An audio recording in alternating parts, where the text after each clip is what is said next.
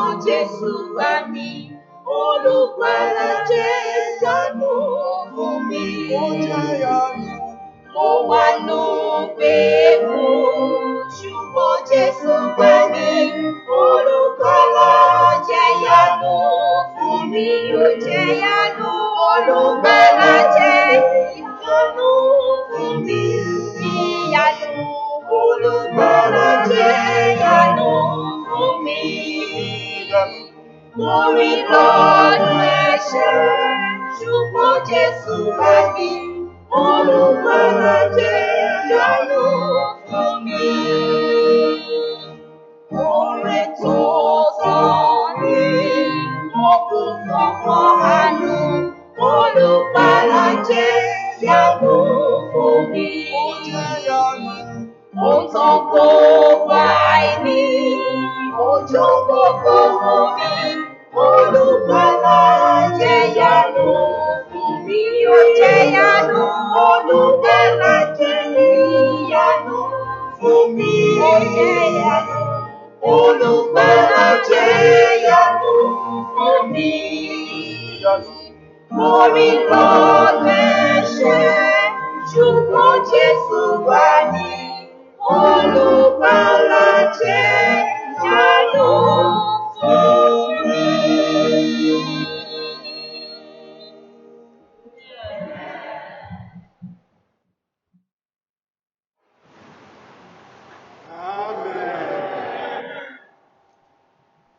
A fẹ́ máa tẹ̀síwájú nínú ìsìn òwúrọ̀ yìí nígbà tá a kọ orin kejìlá.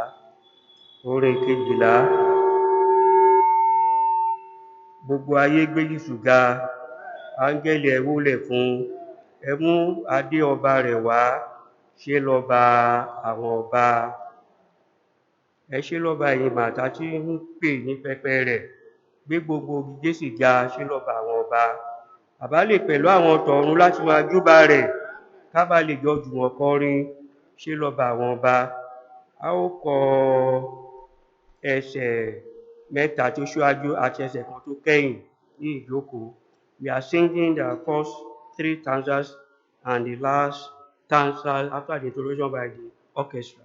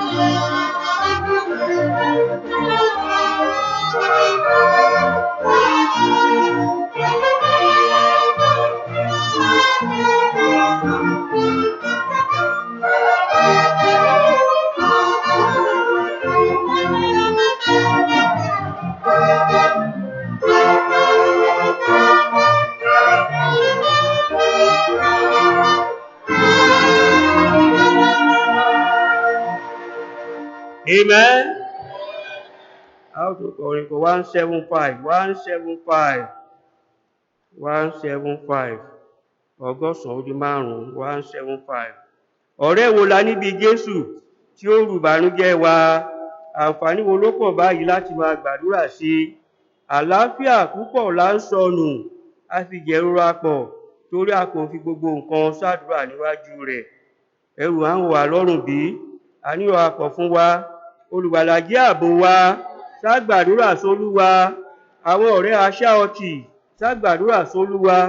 Yóò gbé ọ sókè lápá rẹ̀, wọ́n yóò sì ní tùnú.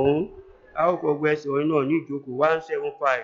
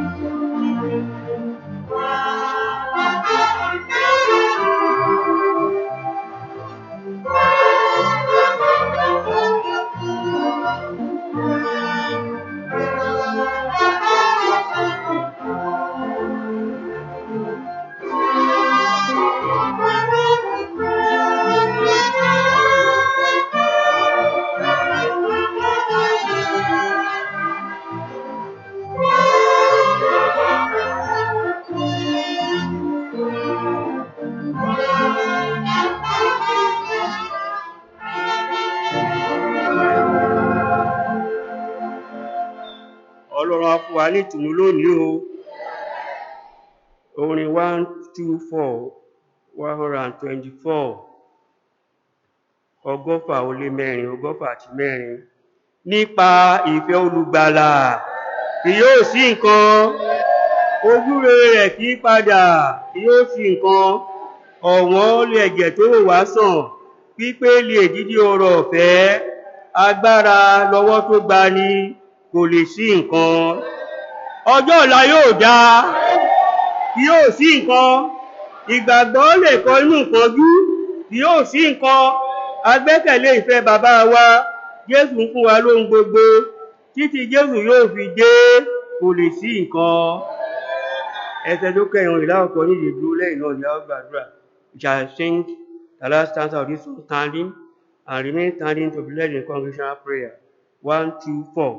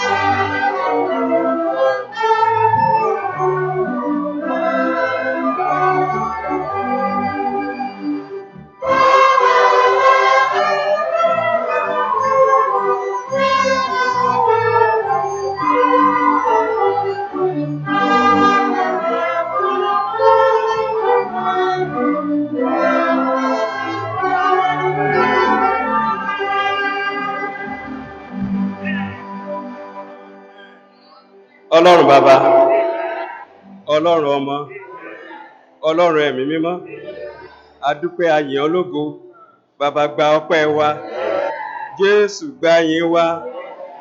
Ó ní nípa ìfẹ́ olùgbàlà, ó ní kì yóò sí nǹkan, ìyẹn nìgbẹ́kẹ̀lé wa, ìyẹn ló fi wá ọkàn wa balẹ̀ láàárọ̀ yìí, wípé nípa agbára rẹ kì yóò sí nǹkan. Jésù ó ṣe é, bàbá ó ṣe é, ẹ̀mí mímọ́ ó ṣe é. Jésù gba ọpẹ́ wa fún ìlera tẹ́ fún wa láti wá sílé mímọ́ yín. Jésù gba ọpẹ́ wa, Jésù gba ìyìn wa. A dúpẹ́ fún ètò ìràpadà èyí tó ṣe fún wa. Jésù gba ọpẹ́ wa. A dúpẹ́ fún ẹ̀jẹ̀ rẹ tí kìí ṣá, tí kìí tí. Jésù gba ọpẹ́ wa. Ẹ̀jẹ̀ rẹ ló ń wò wá sàn, ẹ̀jẹ̀ rẹ ló ń wẹ̀ wá mọ́.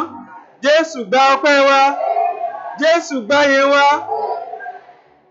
A dúpẹ́ fún ìrere yìí. Jésù ọmọ Ọlọ́run lókè ọ̀run lọ́hùn, wọ́n béèrè pé ta ni yóò lọ láti gba aráyé là? Kò sí ẹni tó yọ̀ǹda. Jésù wọ́n ló yọ̀ǹda. Ó ní ìwọ lọ, ó ṣiṣẹ́ yẹn láṣẹ pé ní Calvary. Jésù gba ọpẹ́ wa, Jésù gba ìyìn wa. Inú ẹ̀ṣẹ̀ la wà tá à ń pàfọ̀, a bá ìrere yìí pàdé. Jésù ọmọ Ọlọ́run rẹ ọkàn wa sílẹ̀, a gbàdúrà gbọ́kàn wa là, ó sọkàn wa di mímọ́, ó fẹ̀mí ọ̀run kún wa, àwa ń lọ ní àlàáfíà. Jésù gba ọpẹ́ wa, Jésù gba ìyìn wa. Láàárọ̀ yìí a tún dé láti gbọ́ ọ̀rọ̀ rẹ. Ìyè ni, agbára ni, ìṣẹ́gun ni. Jésù ọmọ Ọlọ́run, ọ̀rọ̀ náà tá ò gbọ́, jẹ́ kó mú wa yè, jẹ́ kó mú wa yè, jẹ́ kó mú wa yè, jẹ́ kó mú wa yè. A ò ní fẹ́ kù àwọn aláìsàn láàrin wa. Láàárọ̀ yìí ọ̀rọ̀ náà tá ò gbọ́, jẹ́ kó wò wá sàn, jẹ́ kó wò wá sàn.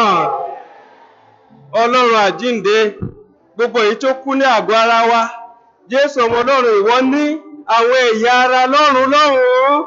Jésù bá wa fi rọ́pò, Jésù bá wa fi rọ́pò.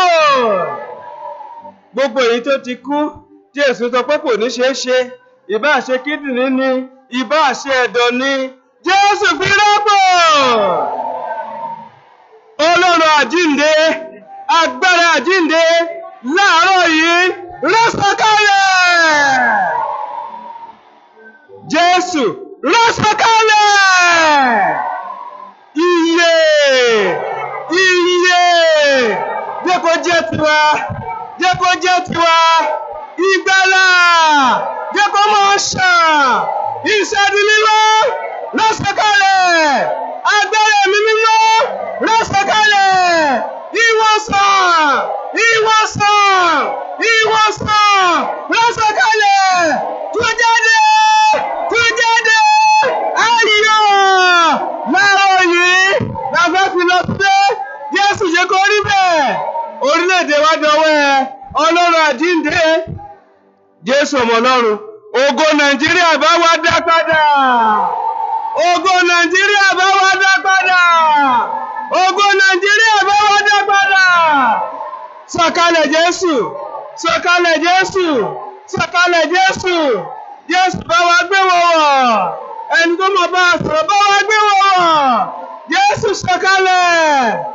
A dúpẹ́ pé ṣe ju ìbéèrè wa lọ. Lórúkọ Jésù Kristi Olúwa wa.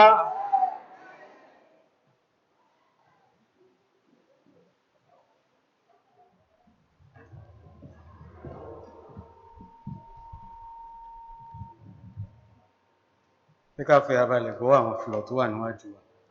Let us patiently listen to the following announcements before us. Ní orúkọ ìṣàkóso ìjọ ìyá kí gbogbo wa káàbọ̀ sí ìpàdé ti òwúrọ̀ yìí. On behalf of the management, we heartily welcome every one of us to this morning devotional service. Ọlọ́run fún àǹfààní tó fún wa láti lè ṣe ìsìn àpapọ̀ ní agbègbè wa ń bì. We thank God for this rare opportunity which He had given us once again for another combined service. Pẹ̀lú Ọlọ́run pé Ọlọ́run fọwọ́ sí ìpàdé yìí ní ti pé ká tó débí ó ti wà mí ṣáájú wa. We bless the name of the Lord because He endorsed this program before we are here, He's already present. Bàtà ìsídà sí ọwọ́ ẹ̀ láàrin wa tó ti ń dá àbùkún ìlé wa lórí. Yes. Ọlọ́run gbọ́ pé gba ìyìn wa. Amen. And we have been seeing the manifestation of His blessings amidst us, blessing every one of us. May He accept our praises. Tí ìsìn ó sì parí ẹ jẹ́ ká fi ọkàn wa payá.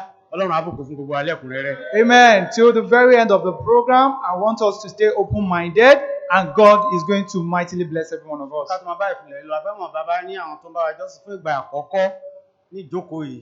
Pàápàá jùlọ tó ń bá wa jọ́sìn nínú gbọ̀ngàn fún ìgbà àkọ́kọ́, a fẹ́ kú fún àwọn bẹ́ẹ̀ dìde dúró, a fẹ́ rí wọn láti kí wọn káàbọ̀ àti fi láti fẹ́ wọn. Amen.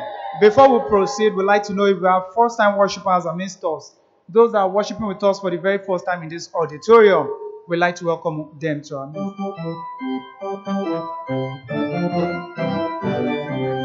Happy welcome, happy welcome, happy welcome to you. Happy welcome, happy welcome, happy welcome to you.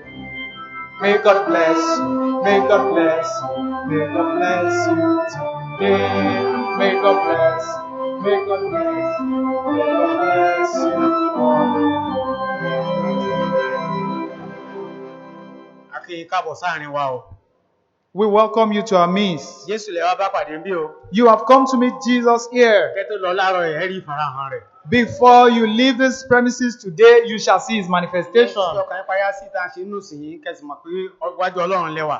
Ọlọ́run yẹn yóò dàbíra nù ayé yín. Amen. Open up your heart to the proceeds of our service and know you have come to meet God. And that God is going to do wonders in your life. Àwọn aṣọ́nà wa wọ́n á kàn sí yín láti béèrè ohun díẹ̀ lọ́wọ́ yín àti láti gba nọ́mbà yẹn sílẹ̀ torí ká bàa lè ní ìbálòpọ̀ pẹ̀lú lẹ́yìn ọjọ́ òní. Our ushers shall meet up with you and have a quick rapport with you to keep in touch with you. À ń bẹ Ọlọ́run pé kó mọ̀ sálẹ̀ ìbùkún fún yín lọ́pọ̀lọpọ̀. Amen. We are pleading on God to bless you mightily. Ẹ lè jókòó. You can have your seats.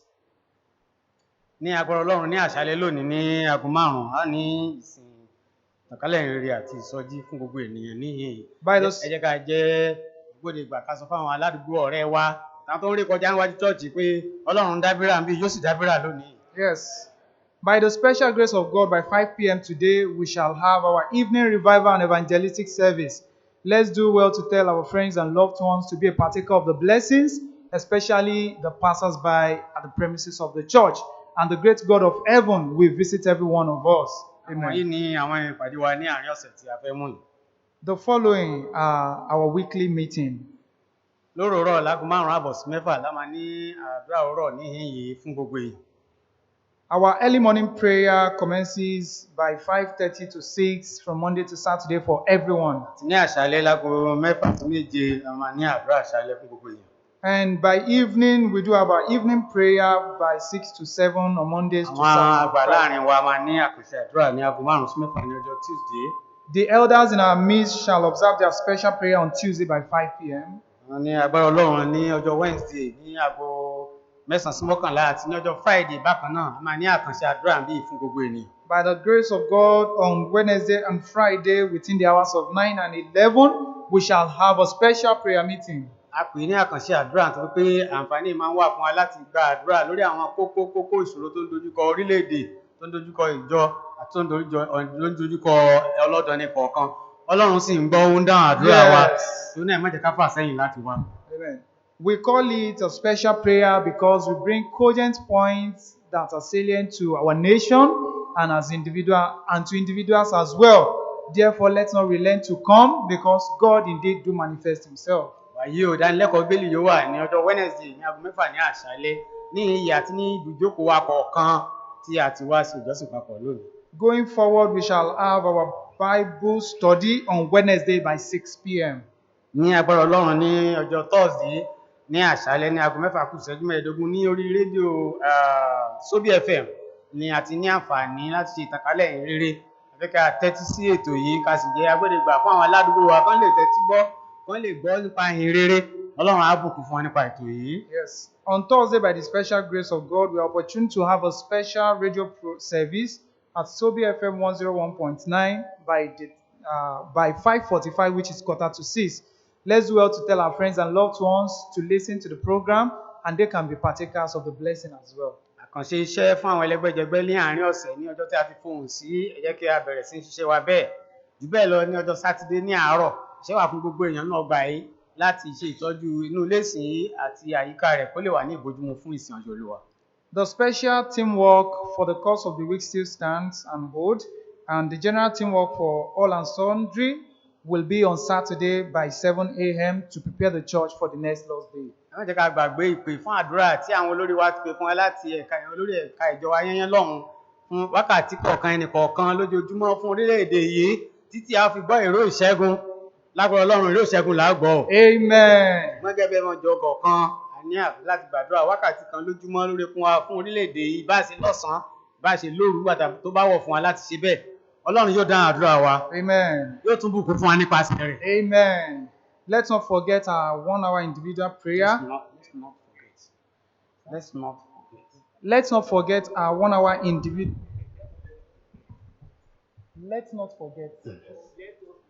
Let us not forget our 1 hour individual prayer, which is still in proceed, for the blessings of God upon our dear nation. Let's endeavor to keep on up to it as an individual and as a family as well, to observe the prayer at a convenient time, whether in the morning, afternoon, or evening. And the great God of heaven is going to bless us. We should not relent until we hear the sound of victory. Amen. And this sound of victory shall be ours in Jesus' name. Amen. Ní ọjọ́ Olúwa tó ń bọ̀ bí Jésù báyìí tí dé, àwọn ní àwọn ìsìn wọ̀nyí ní ilé ìsìn wa ní ìyá àti ní àwọn ẹ̀ka ìjọba bí a ti wá lọ́hùn-ún. Yẹn ni pé ní aago 7 àbọ̀ lóòrọ̀ àwọn ọmọ wa ògo wẹrẹ wa wọ́n ní ìsìn tí wọ́n ní ìyí ní gbọ̀ngàn ìsàlẹ̀ náà ti ń ṣe ní aago 9 rọ̀ á ní ilé ẹ̀kọ́ jọ́sìn kẹ́ bá ti ṣe láàárọ̀ ìkọjá fún gbogbo èèyàn lẹ́gbẹ́jẹgbẹ́ ní aago 11 kù ìṣẹ́jú 15 ìsìn rọ̀ ní ẹ̀kúnrẹ́rẹ́ bá ṣe ń ṣe lọ́wọ́lọ́wọ́ yìí yóò wà àti ní àṣálẹ́ ọjọ́ náà láago 5 á ní ìsìn ìtìkálẹ̀ ìre àti ìsọjí. If the Lord tarries on the next Lord's Day, by the special grace of God, we are going to observe our service accordingly. We shall begin with the Children's Sunday School by 8:30 a.m. at the basement, which is the Sunday's elementary children's hall. Then the Adult Sunday School by 9 a.m. at this auditorium. Our morning devotional service, as we observe at the moment, by 10:45 a.m., which is 11:15, and our evening revival and evangelistic service by 5 p.m. Ní àwọn ìfilọ̀ mìíràn pẹ̀lú tó lọ báyìí.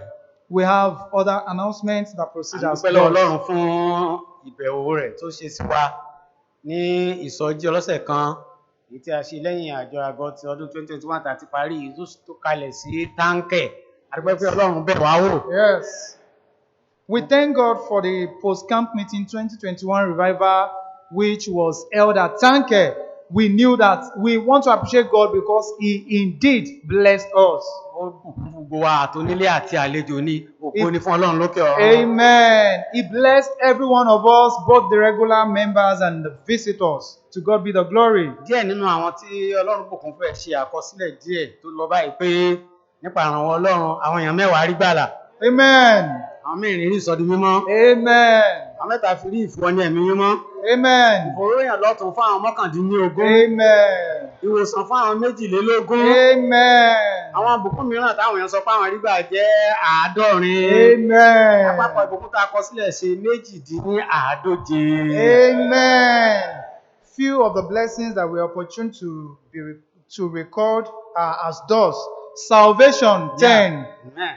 9, sanctification 4, baptism of the Holy Ghost 3, re-anointing 19, healing from diverse sickness 22, other blessings recorded as 17, and in total 128.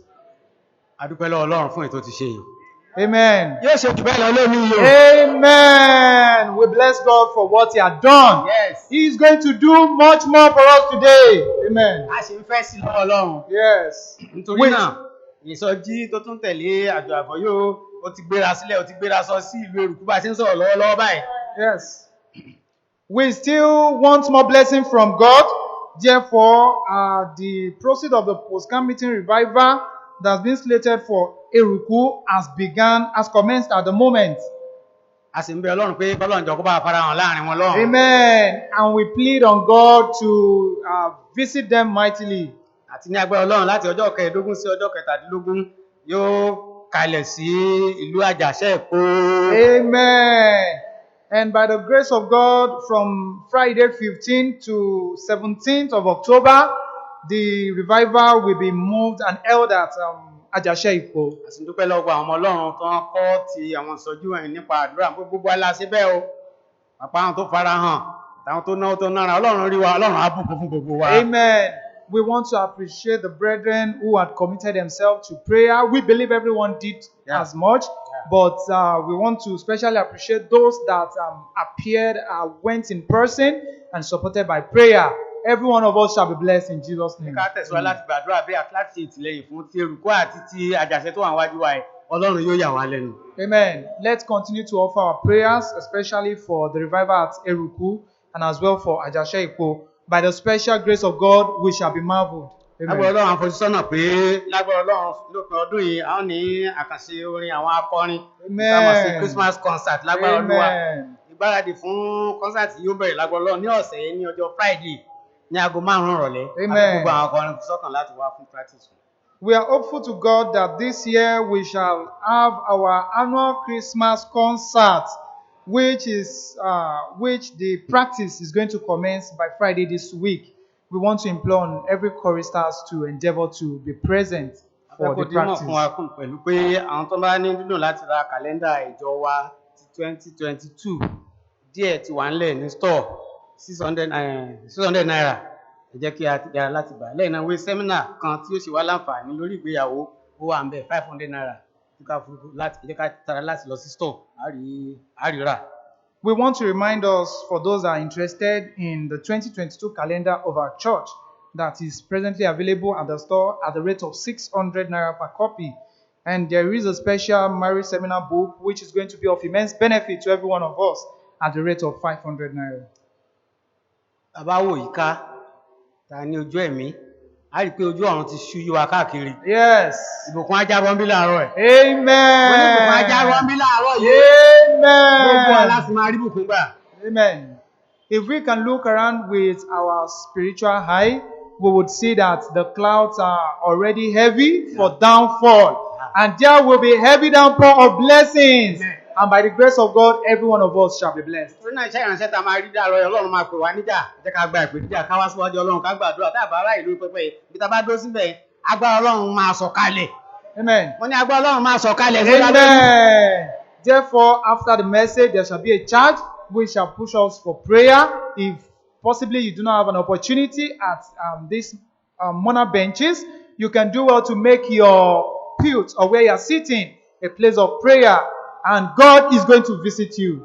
Àti ní àwòkọ́ṣe tó wà nínú Bíbélì, àwọn tó bá rí bùkún gbà bẹ́ẹ̀, ẹ jẹ́ ká fi orúkọ wa sílẹ̀ lórí tábìlì tá a máa wà ká tó jáde lọ ká lè torí ọjọ́ iwájú ká lè ró sọ pé Ọlọ́run bẹ̀ wá wò. Yes. As an example to those we've recorded in the Bible, to the record of their blessings, let's do well to imitate them by doing well to record our blessing at the end of the service. Tó bá ṣe nǹkan tí ó kù tí ẹ ká gbọ́ tí àgbọ̀ lórí ìdúró rẹ̀ máa sọ fún àgbà ìmọ̀ràn tó bá wọ̀. If there be any other important announcements that elude us at this moment, we will be informed in due course. Sure. Thank you.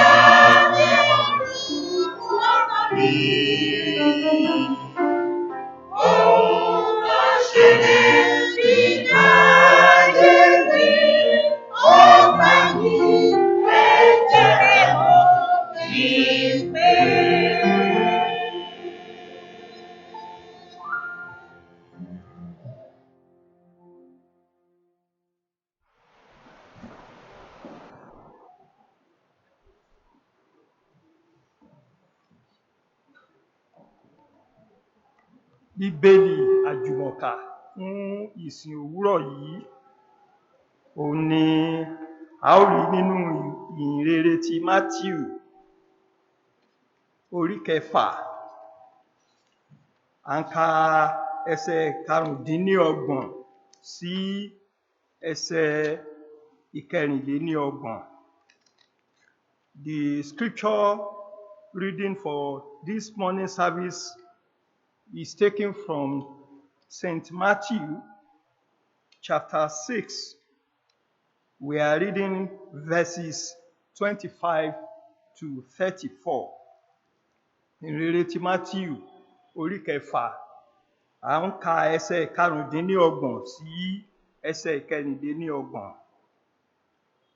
Nítorí náà mo wí fún yín, ẹ má ṣe ṣe àníyàn nítorí ẹ̀mí yín ohun tí ẹ ó jẹ, àti fún ara yín ohun tí ẹ ó fi bora. Ẹ̀mí kò ha ju oúnjẹ lọ, tàbí ara ni kò ju aṣọ lọ. Ẹ sáà wo ẹyẹ ojú ọ̀run, wọn kì í fúrúgbìn, bẹ́ẹ̀ ni wọn kì í kórè, wọn kì í sì í kójọ sínú abà, ṣùgbọ́n bàbá yín tí ń bẹ lé ọ̀run bọ́ wọn. Ẹ̀yin kò ha sàn jù wọ́n lọ? 27. Ta ni nínú yín nípa àníyàn ṣíṣe tí ó lè fi ìgbọ̀nwọ́ kan kún ọjọ́ ayé rẹ̀? Èéṣe tí ẹ̀yin sì fi ń ṣe àníyàn nítorí aṣọ? Kíyèsí lílì tí ń bẹ ní ìgbẹ́ bí wọ́n ti ń dàgbà, wọn kì í ṣiṣẹ́, bẹ́ẹ̀ ni wọn kì í rànwú. Mo sì wí fún yín pé a kò ṣe Sólómọ́nì pàápàá lé ọ̀ṣọ́ nínú gbogbo ògo rẹ̀ tó bí ọ̀kan nínú wọ̀nyí. 30. Ǹjẹ́ bí Ọlọ́run bá wọ koríko ìgbẹ́ lé aṣọ bẹ́ẹ̀, èyí tí ó wà lónìí tí a sì gbà sínú iná lọ́la, mélòó ni kì yóò fi lè wọ̀ yín lé aṣọ, ẹ̀yin oníkékeré ìgbàgbọ́? Nítorí náà ẹ má ṣe ṣe àníyàn wípé kí lẹ a ó jẹ, tàbí kí lẹ a ó mu, tàbí aṣọ wo lẹ a ó fi wọ̀ wá. Nítorí gbogbo nǹkan wọ̀nyí ni àwọn kèfèrí ń wá kiri. Nítorí bàbá yín tí ń bẹ lé ọ̀run mọ̀ pé ẹ̀yin kò lè ṣe aláìní gbogbo nǹkan wọ̀nyí. Ṣùgbọ́n ẹ tètè máa wá ìjọba Ọlọ́run náà àti òdodo rẹ̀, gbogbo nǹkan wọ̀nyí ni a ó sì fi kún fún yín. Nítorí náà ẹ má ṣe ṣe àníyàn nítorí ọ̀la. Ọ̀la ni yóò ṣe àníyàn ohun ara rẹ̀. Búburú ti òòjọ́ tó fún un.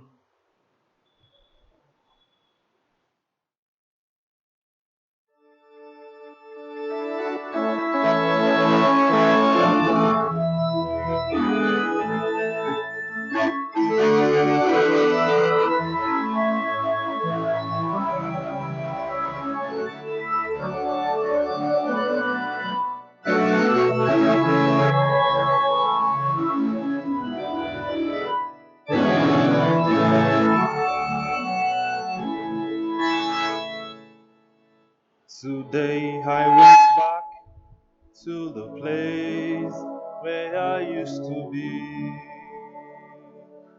Today I saw the same old crowd I knew before. Then when they asked me what had happened, I tried to tell them. Thanks to Calvary, I don't come here anymore. Thanks to Calvary, I am not the man I used to be. Thanks to Calvary, things are different than before. Why the tears round down my face? I tried to tell them. Thanks to Calvary, I don't come here anymore. And then we went back to the house where we used to live. My little boy ran and hid behind the door. I said, son, never fear.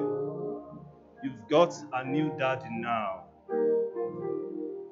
Thanks to Calvary, we don't live here anymore. Thanks to Calvary, I am not the man I used to be. Thanks to Calvary, things are different than before. Why the tears ran down my face? I tried to tell them. Thanks to Calvary, I don't come here. Thanks to Calvary, we don't live here. Thanks to Calvary, we don't come here anymore.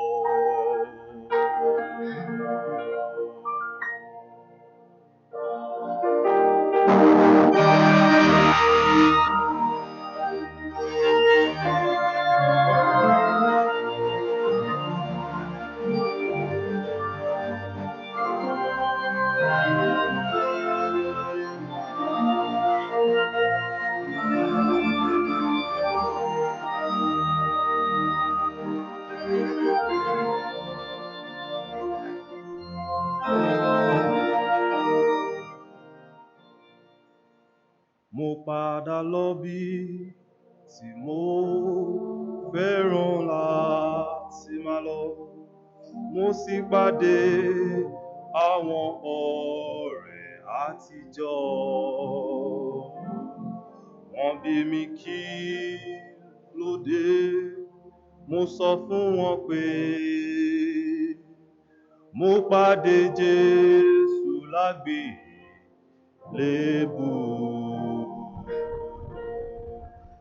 Àyípadà dé bá mi ní bàgbélébùú.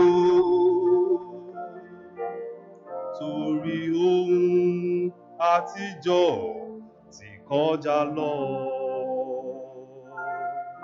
Omijé ti ṣàn lójú mi, mo sọ fún wọn pé mo pàdé Jésù lẹ́sẹ̀ àgbélébùú.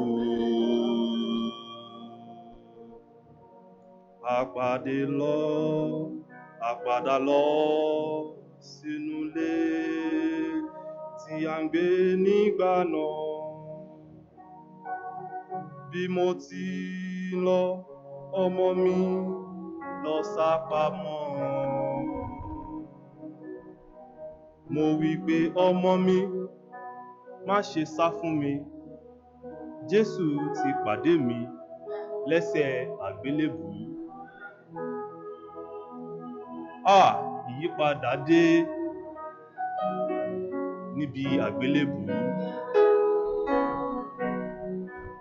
Àyípadà dé bá gbà mí nì bí àgbélébù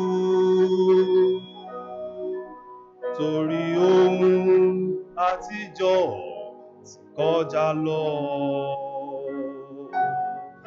Omijé tí ṣàn lójú mi ń sọ fún wọn pé mo pàdé Jésù lẹ́sẹ̀ àgbélébù. A pàdé Jésù lẹ́sẹ̀ àgbélébù. A pàdé Jésù lẹ́sẹ̀ àgbélébù.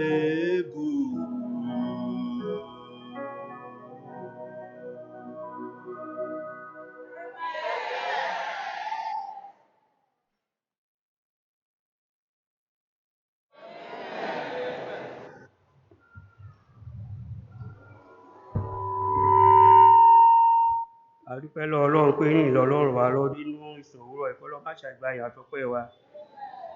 We are thankful unto the Lord who has helped us this far in this morning devotional service. May God accept our thanks and praise.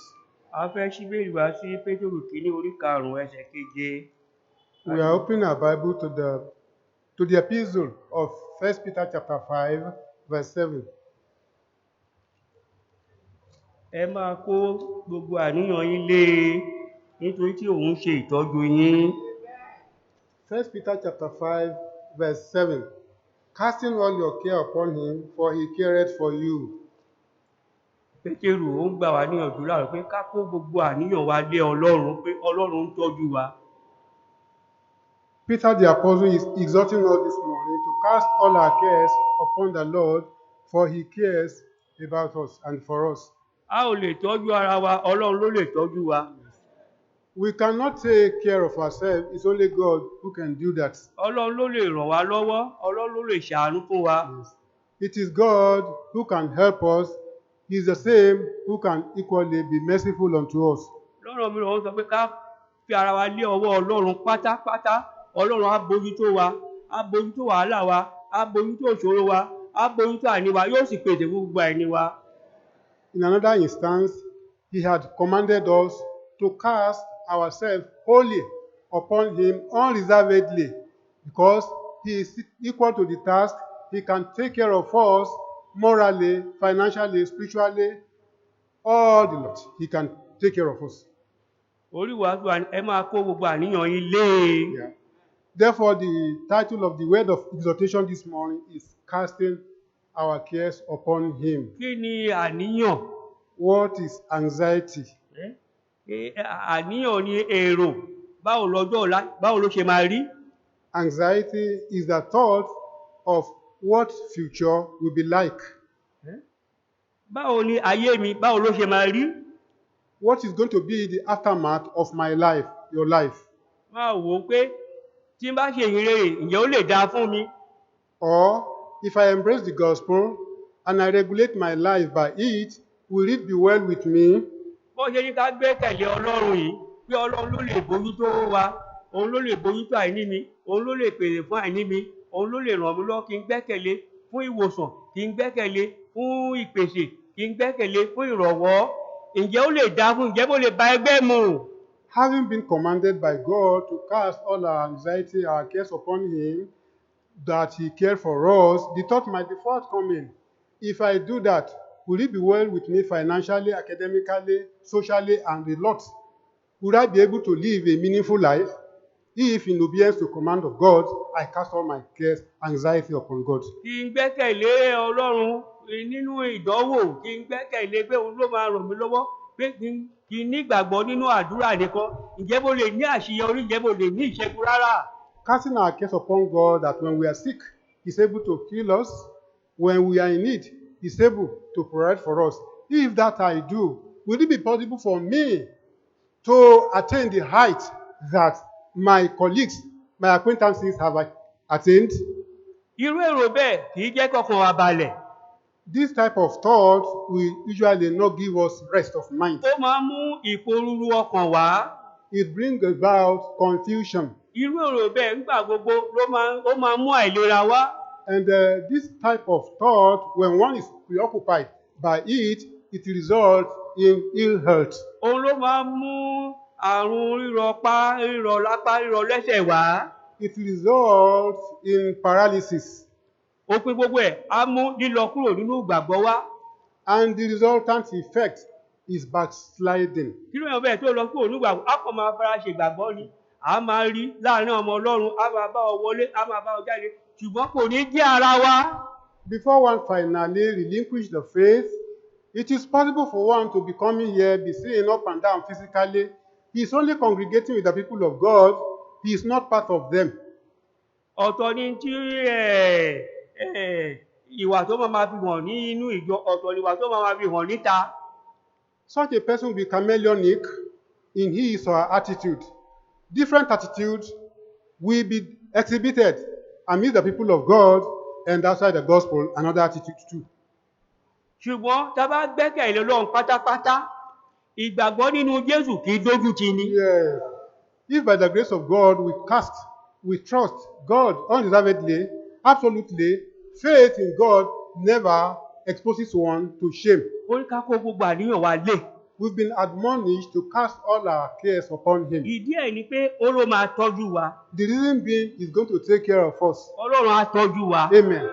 God is going to take care of us. Tá bá kó àníyàn, Ọlọ́run á ràn wá lọ́wọ́. Yes. If we cast our anxieties, our cares upon God, God will help us. Kò ní jẹ́ kójú kù tì wá. He will not allow us to be put to shame. Nínú ìrètí Lúùkù orí kìíní ẹsẹ̀ 17, ẹni tá fẹ́ kó àníyàn wa lé nìyẹn o, ẹsẹ̀ 17. We want to open our Bible to the Gospel of St. Luke, chapter 1, verse 37. We want, as these people have done, to cast our anxieties upon God too. Ẹni tí Pétérù ní ká kó àníyàn wa lé nìyẹn. This is the one whom Peter the Apostle is admonishing us to cast our care upon. Nítorí kò sí ohun tí Ọlọ́run kò lè ṣe. Amen. St. Luke, chapter 1, verse 37. Kò sí tí Ọlọ́run kò lè ṣe. For with God, nothing shall be impossible. Ó lè ṣe, ó mọ ohun gbogbo, ó sì lè ṣe ohun gbogbo. Yes, God knows everything and He can do everything. Tí a bá fi ọ̀nà wa lé irú ẹni bẹ́ẹ̀ lọ́wọ́, yóò ṣe ọ̀nà wa ní rere. Yes, when our proposals, our ideas, our expectations are put in the hand of this being, He can do all things. Tí a bá gbẹ́kẹ̀lé irú èèyàn bẹ́ẹ̀, kò ní jẹ́ kójú kó tì wá. If by the grace of God we cast all our anxiety on this being, He will never allow us to be put to shame. Nítorí pé èyí tó sọ ni pé ojú ò ní ti àwọn èèyàn láéláé. Because He has said that His people will never be put to shame forever. Nínú etí Matthew orí 28 ẹsẹ̀ 22, ó tún sọ báyìí nípa ẹni tá láti kó àníyàn wa lé. St. Matthew chapter 28 verse 18 is telling us further the one on whom our anxieties, our cares should be cast. Jésù sì wá, ó sì sọ fún wọn wípé gbogbo agbára ní ọ̀run àti ní ayé ni a fi fún mi. Amen. St. Matthew chapter 28 verse 18. And Jesus came and spake unto them, saying, all power is given unto me in heaven and in earth. Ẹni tá fẹ́ gbẹ́kẹ̀lé, ó ní agbára lọ́run àti ní ayé, gbogbo agbára ní ọwọ́ ẹ̀ ló wà. The one whom we should trust has power to do all things. All power in heaven and in earth are in His hands. Kò sí tí ò lè ṣe. There is nothing He cannot do. Gbogbo agbára. All powers. Ó lè dáàbò bò wá. He can protect us. Ó lè pèsè. He can provide. Ó lè ràn wá lọ́wọ́. He can help us. Olúwa ràn wá lọ́wọ́ tí dópin. And He has promised to help us till the end. Gbogbo ìmọ̀, òun ló ní gbogbo ìmọ̀. He has all knowledge. Òun ló ní gbogbo agbára. He has all the power. Tá bá bá rìn yóò dáa fún wa. If we walk with Him, it's going to be well with us. Ó dáa láti bá Ọlọ́run rìn. Yes, it is good to walk with God. Tá bá bá Ọlọ́run rìn, ojú ò ní tì wá. Yes, when we walk with God, we will never be put to shame. Yóò pèsè fún gbogbo àìní wa. He's going to provide all our needs. Ká kó gbogbo àníyàn wa lé. To cast all our cares upon Him. Ìyí tó mú ẹlòmíì tí ò lè gbàdúrà gbọ́ sí gbàlà, tí ò lè fayé ẹ̀ fún Ọlọ́run pé ṣé tí n bá fàyè mi fọ́lọ́run ṣé mo máa níláárí? Some people, what is hindering them from their praying through to salvation is the fact that they will be thinking, or if they give their lives to God, will it be well to them? Will it be possible for them to make successes? Nínú ibẹ̀ yẹn, nínú ìjọ ẹ tí wọn ò ní gbọ́dọ̀ àlùmọ̀kọ́rọ́ yìí kọ́, ṣé ó lè dá fún mi? They may be thinking, if to stand alone for God without any hanky-panky, would it be possible for them to make any headway? Kí n gbẹ́kẹ̀lé Ọlọ́run ṣé ó lè tọ́jú mi? If I put my trust in God, will God be able to take care of Ọlọ́run me? á tọ́jú ẹ̀. Yes, God will take care of you. Ọlọ́run ló ń tọ́jú wa. Yes, God take care of us. Tó bá gbẹ́kẹ̀lé yóò tọ́jú ẹ. Yes, if you trust God, He's going to take care of you. Ìsìn Jésù ó ní èrè. Yes, the service of God is rewarding. Ó ní èrè táyé yìí. Yes, it is rewarding here on Ó earth, ní èrè tí ayé tó ń bọ̀. and it has the reward for the world to come. Tí n bá dúró de Olúwa, If I wait upon God, ṣé mo lè rọ́kọ fẹ́? would I be able, as a spinster, would I be able to get a husband? Ṣé wọ́n tẹ̀ ń lọ́kọ ń bẹ̀ yẹn? Would they marry in their organization? À ń lọ́kọ, à ń fẹ́ yàwó. Yes. Here, by the grace of God, we marry as a spinster and as a bachelor. Bí Sunday mélòó kan tẹ̀ là ń ṣe ìfihàn ìgbéyàwó bì, a ó sì máa ṣe. Amen. Kọ́bìnrin tó parí, a ó tún ṣe. Tí ẹ ń bọ̀, Amen. tí ò bá tí ì dé ní sùúrù, gbẹ́kẹ̀lé Ọlọ́run, má gbọ̀nà míì, má lo ọgbọ́n ti ara tí ẹ ń bọ̀, a ó bá ẹ yọ̀. Few Sundays back, marriages upon marriages were announced here. And if Jesus Christ hasn't come, by the grace of God, that is going to be the trend. More will be announced. And before the year runs out, more marriages are going to be contracted here. I want to admonish you, if yours hasn't come, wait on God. God is never late. He's going to give you your own as a spinster and as a bachelor. Do not engage in any hanky-panky, the ultimate, which will be disastrous. Your own time will come, and by the grace of God, we are going to rejoice. We are going to celebrate with you. Tí n bá gbẹ̀kẹ̀ lọ, ṣó lè wò mí sàn, ṣé máa ní àlàáfíà? If putting my trust in God is the order or the command, if I am sick, can God heal me? Jésù lọ máa dájú àlàáfíà, á fún ẹ lálàáfíà. Yes. Jesus is the Prince of Peace. Jesus is the Prince of Peace. He's going to give you peace.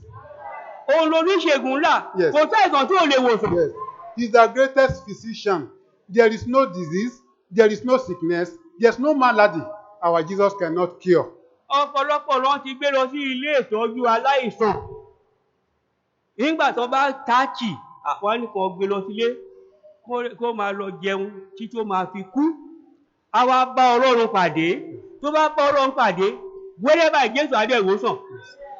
There are cases of people who, in the course of their sicknesses, have been taken to hospital. But much as the hospital tried, they have met with their wit ends. And such a person perhaps might have been written off, telling the family to take the fellow home, to be eating and be drinking until the day ends with the fellow. Such in that situation have met with God, and to the glory of God, God has reversed the trend. They have been cured of their sicknesses, of their diseases. Glory be to God for this. Ọlọ́run á wù ẹ́ sàn tó bá gbẹ́kẹ̀lé. God is going to heal you if you trust in Him. A ò lè gbàgbé ẹ̀rí alájà ẹ̀ tó máa ń sọ alájà múlíkàtù tó máa ń sọ yẹn. Ó ń pọ ẹ̀jẹ̀ lẹ́nu. Wọ́n gbé lọ sí ilé adáhùn wọ́n ṣe tì. Wọ́n gbé lọ sí ilé ìtọ́jú aláìsàn lóríṣiríṣi. Ìyí tó ga, wọ́n ṣe tì. Ṣùgbọ́n a dúpẹ́ lọ́wọ́ Ọlọ́run. Àwọn ọmọ Ọlọ́run bá pàdé, wọ́n sì fún níwèé ìtànkálẹ̀ rere. Ó kàn gbà Ọlọ́run kò fẹ́ gbà á nítorí pé ẹlẹ́sìn kejì ni. Ṣùgbọ́n pé orí ẹ̀ ò kọre, orí wọn náà ò ní kọre. Ó gbà á nígbà tí wọ́n tààtì wọ́n ní kó máa gbé lọ sílé kó máa lọ jẹun tí ó máa fi kú. The testimony of one woman, Elijah by nature, her name was Mulikat. She was sick. What was the nature of the sickness? She was vomiting blood for years through her mouth. People have tried, self-styled prophets have tried, doctors have tried, both orthodox and whatever, but they have met with their wit ends. And in such a situation, she met the people of God who handed her gospel printed materials. And we thank God that she never chose to be misfortunate. He never chosen to be unfortunate. She accepted that gospel material. She read it, and through it, she was brought to the gospel. And in the process of time, she got saved. She was taken home. She was taken home, I beg To your go and pardon. eat She and was die. taken home to go and be eaten until she passed on. Pé ipò ẹ̀ kò sí ìrètí àti rí ìwòsàn mọ́. Since her position or her situation has defied solution, there was no more hope for her. Èèyàn ló sọ bẹ́ẹ̀ kì í ṣe Ọlọ́run ló sọ bẹ́ẹ̀. Yes, that statement were made by men, by the immortal, but not God. Ìyí tí èèyàn bá sọ nípa tiẹ̀ kì í ṣe Ọlọ́run ló sọ bẹ́ẹ̀. Whatever anybody might have said as a mortal person, it is not God that have said it. Ìrètí wà fún ẹ. Yes, there is hope for you. Ní ti Ọlọ́run ìrètí wà fún ẹ. As much as God is concerned, there is hope for you. Ọlọ́run ló dá kì í ṣe ènìyàn. Yes, you've been created by God, not human being. Tó bá gbẹ́kẹ̀lé yóò sọ rere nípa tiẹ̀. Yes, if you trust this God, positiveness is going to be spoken concerning you. Wọ́n ṣe ń sọ fún àánú ẹ̀, ó ní ọ̀rọ̀ Ọlọ́run ti sọ rere nípa ti Ísírẹ́lì. Àwa ní Ísírẹ́lì, Yes. Ọlọ́run ti sọ rere nípa tiwa, rere náà ni yóò jẹ́ tiwa. Moses was telling his father-in-law that God has spoken good concerning Israel. By the grace of God, we are Israelites by birth. By our spiritual birth, we are Israelites by birth. And God has spoken good concerning us. So it will be by the name of the Lord Jesus Christ.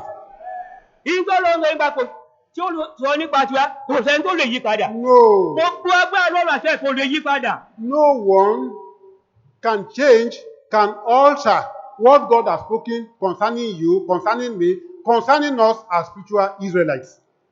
Nígbà tó gbé obìnrin ìdé ilé, ó ní òkè kan bá mú ìwé tí wọ́n fún un ní ilé ìtọ́jú aláìsàn kó kán tẹ̀ mú wá fóun tẹ̀ wò ó.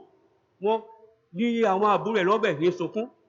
Lọ́bẹ̀ sí sọkún pé ìwà alájà, ó fẹ́ lọ sí ṣọ́ọ̀ṣì, ó fẹ́ ìwà alájà, ó fẹ́ kàwé ṣọ́ọ̀ṣì, ó ní kàn mú wá fóun. When the woman got home eventually, in the process of time, she requested to be brought to her the paper that had been handed to her. She wanted to read it, but the family members were not happy. You, an Elijah, who belongs to Islamic religion, you want to read the gospel magazine or printed paper, the order was it should be brought to her. Ọ̀rẹ́ mi, ọjọ́ ìrìn ẹ lọ́jọ́ ìrìn. Amen. My friend, today is a day of your goodness. Yá ara ẹgbà lọ́dọ̀ ọ̀rẹ́ ẹlẹ́ṣẹ̀. Sir. Yá ara ẹgbà Okay. lọ́wọ́ ọ̀rẹ́ ẹlẹ́ṣẹ̀. Yá ara ẹgbà lọ́wọ́ ọ̀hún tó ní jẹ́ kí ire kó tó ẹ lọ́wọ́. Yes. You want to struggle, you want to wrest yourself from the one who will inhibit your blessing, from the one who will constitute nuisance to your progress. Nígbà tí ó ka ìwé yẹn, ó rí àdírẹ́sì àwọn tó fún ilé ìsìn, àwọn tó fún ní ìwé yẹn. On reading the gospel printed material, the address of the church where that paper was taken out was there. Gbogbo ara ẹ̀ ó ti gbẹ tán. She had become just a skin. Wọ́n wò pé kò sẹ́ni tó lè gbà á. And the conclusion is that no one could rescue her. Nítorí ìdí èyí, òru ní àfẹ̀mọ́júmọ́ ni wọ́n gbé wá pé tán bá gbé ilé ìtàn bá rí, wọ́n máa lé wọn dànù ni. And Àwọn ò kì í léèyàn dànù. no, Jésù ò kì í léèyàn dànù. Jésù ń gba ẹlẹ́ṣẹ̀ ni. because of her hopeless situation, becoming just a bone, the helpers intended to bring her to the house of worship, not in the daylight, because the situation was so bad that if she was brought to the church by the day in the daylight, she was going to be refused. But we thank God, the people of God, God Himself never rejects anyone. Glory be to God for that. Nígbà tí wọ́n gbé dé ibi ilé ìsìn òní gbé wọ́n gbé sí ẹ̀gbẹ́ ilé ìsìn níta, wọ́n já sílẹ̀, wọ́n sá lọ. When she got to the house of God, eventually to the church, she could not be taken in. She was deposited outside the church, and the people who brought her vamoosed and left. Ó wá jẹ́ àkókò àjọ àgọ́ tí àwọn àlùfáà, àwọn òṣìṣẹ́ wọn ti lọ sí àjọ. It was a period when camp meeting was going on, and the people of God had gone for the annual camp meeting. wọ́n ti lọ sájọ ṣùgbọ́n Jésù wà ń bẹ̀. Yes, even though the people of God have traveled for camp meeting, but Jesus, the owner of the camp meeting, was there. wọ́n ti lọ sájọ ṣùgbọ́n Ọlọ́run wà ń bẹ̀. Yes, people have gone for camp meeting, but God, the Almighty One, was there too. Ọlọ́run wà ń ká mi tì, ó wà níbẹ̀, ó wà níbi gbogbo. Yes, Ọlọ́run wà ń bì lónìí yìí. yes. God is at the camp meeting, is in the church, He's everywhere, and the same God is in our midst today. He's here right now. Wọ́n gbé lọ síbi pẹpẹ àdúrà He was taken to the altar of prayer kó máa gbàdúrà ń bẹ̀. to be praying there. Ó tẹ́ aṣọ ẹ̀ sílẹ̀, kò fẹ́ kí ẹ̀jẹ̀ kó dà sílẹ̀ ní ṣọ́ọ̀ṣì kó fi ẹ̀jẹ̀ ba ilẹ̀ jẹ́. So as to prevent the altar carpet being soiled with blood, she brought a cloth that she laid down. Ọlọ́run To be sitting on ìlágbára. it. Yes. Our God is powerful. Ó tó sì, Yes. He is worthy of worship, of being worshipped. ó dùn sí. Yes. And it is sweet. He is sweet to be worshipped. Ẹnìkan bí ọmọ ẹ̀, ó ní Ọlọ́run jọ mi lójú. Yes. Someone had given his child name, God has surprised me. Ó jọ mi lójú. God has surprised me. Ó bí ọmọ ẹ̀, ó ní ó dùn sí. Yes. He had given birth to a child, and the name is that God is sweet to be worshipped. Lónìí yìí o, Today, ó máa jọ ẹ́ lójú. yes, God is going to surprise you. Ní orúkọ Jésù, In the name of Jesus, ó máa jọ ẹ́ lójú. yes, He's going to surprise you. Bí ẹ̀kẹ́ lé, bí Follow- ẹ̀kẹ́ lé, Okay, trust in Him. bí ẹ̀kẹ́ lé, Trust in bí Him. ìgbàgbọ́ nínú ẹ̀. Have trust in Èyí Him. tó gbé wá, èyí tó gbé wá ẹ̀, Have faith in Him. The problem with which you have come tó mú ẹ sọkún yẹn. that is causing you to weep Láàárọ̀ yìí, this morning. Ọlọ́run á jọ ẹ́ lójú. Amen. God is going to surprise you. Ọlọ́run, God, Ọlọ́run á jọ ẹ́ lójú. He's going to surprise Ó you. dùn sí. Yes, He's sweet to be worshipped. Òun la máa sìn títà fi ọ̀rọ̀ fẹ́ Amen. ayé ìsílẹ̀. And we are going to worship Him. We are going to serve Him until we leave this world. Nígbà tó máa wo aṣọ When tó tẹ́ sílẹ̀, she looked at the cloth she had placed on the ground, kí ló rí bẹ̀? what did she see? Ìtọ̀ funfun, Yes, saliva. ìtọ̀ funfun, Saliva. kò sí ẹ̀jẹ̀ mọ́, There was no blood. kò sí ẹ̀jẹ̀ mọ́. There was no blood. Kí lọ́lọ́run ò lè ṣe? What is it that God cannot Kí do? lọ́lọ́run ò lè ṣe? What is it that God cannot Kí do? lọ́lọ́run ò lè ṣe? What is it that God Kò sí. cannot do? There is nothing. Kò ní ṣe tiẹ̀ jì. No.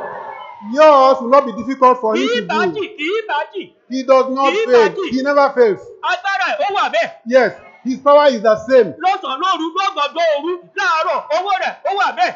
His power is the same morning, noon, evening, night. Ìgbàgbà tó bá kéde, ó wà bẹ́ẹ̀. And whenever He is called upon, He is there to answer. Wọ́n á kéde lónìí, á dáhùn. Amen. You call on Him today, He's going to answer. He's going to answer. Alágbára ni, He is powerful. alágbára ni. He is powerful. Àwọn èèyàn ẹ̀ ó padà wá, wọ́n wá fẹ́ gbé òkú. Yes. His people came back with the intention of taking away a corpse. Wọ́n fẹ́ gbé òkú. They came back with the intention of taking away Tàlọ́ a gbé corpse. ọ̀tẹ̀ ní láti gbé mọ́. There was no need for her to be conveyed Ó again. ní láti gbé mọ́. There was no need for her to be conveyed again. Alààyè náà bá. Yes, they met a living being. Alààyè ni wọ́n bá. Yes, they met. Ọlọ́run wa nìyẹn. Yes, Pétérù ní ìgbẹ́kẹ̀lé. yes, Kó àníyàn ẹ̀ lé. yes. They came back. There was no need for her to be conveyed. They met a living being. They met a living being. That's our Lord Jesus Christ.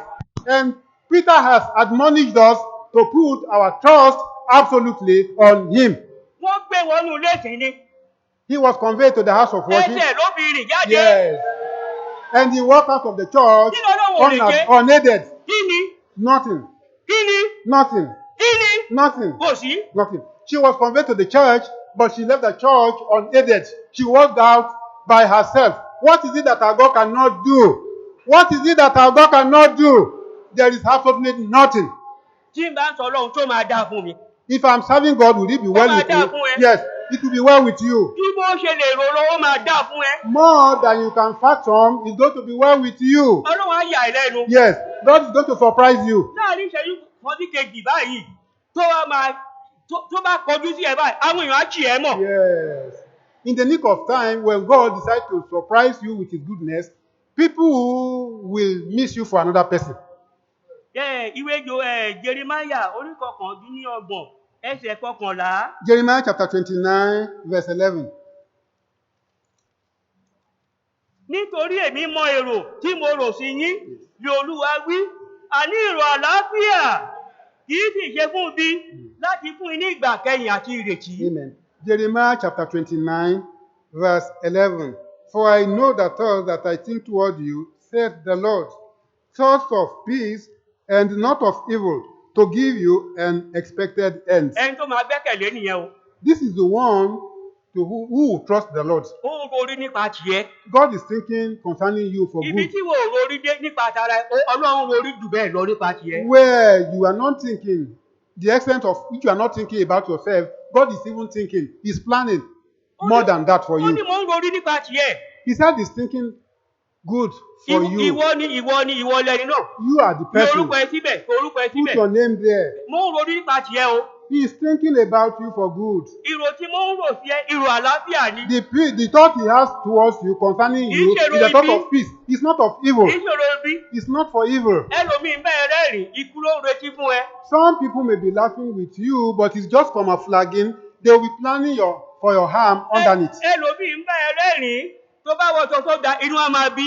There are people who laugh with you when they see you outwardly, but should you put a new dress, they will be offended. Ìyẹn ò kí ṣe Ọlọ́run. That is not God's attitude. Èrò àlàáfíà ló ń rò sí ẹ. Yes, God's thought towards you is a thought of peace. Kí ni díẹ̀ tó fi ń ro èrò rẹ sípa tiẹ̀? Why is God thinking concerning Òun you ló for dá good? ẹ.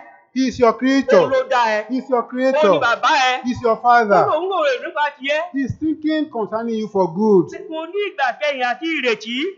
so as to have an expected end. Ó ń rorí nípa ti pé láyé yìí á dáa fún ẹ. He is thinking and is equally planning that in this world is going to be well Bí with ayé you, tí ń bọ̀, ìrì àríbẹ̀kún yóò jẹ́ tiẹ̀. and that in the hereafter, in the world to come, everlasting life will be your portion. It will be my portion. Ìwọ rí bàbá kan tó máa ro èrò ibi sí ọmọ ẹ̀ pé kó máa dáa fún ọmọ òun. No. Have you ever seen an individual, a father, who is not insane, planning evil that it should not be well with his or her offspring?